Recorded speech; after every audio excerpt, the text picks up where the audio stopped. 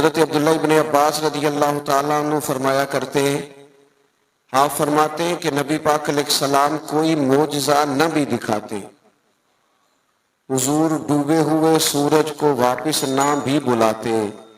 چاند کے 2 ٹکڑے نہ بھی، درخت سجدے نہ بھی کرتے، کلمہ نہ بھی پڑھتے، تو فرماتے ہیں محبوب کا چہرہ ہی ایسا تھا، لوگوں نے دیکھتے جانا تھا اور کلمہ پڑھتے جانا۔ وہ جاذبیت، وہ حسن، وہ رعنائی، وہ چیزیں ایسی ہوتی ہیں جو قابل کشش ہوتی ہیں انسان کے لیے، تبھی تقاضا ہوتا ہے بندے کا کہ وہ چیز بندے کو اپنی طرف کھینچتی ہے۔ جتنی قابل کشش چیزیں تھیں صورت اور صورت کے لحاظ سے، اللہ نے ساری مدینے والے محبوب کو عطا فرمایا محمد الرسول اللہ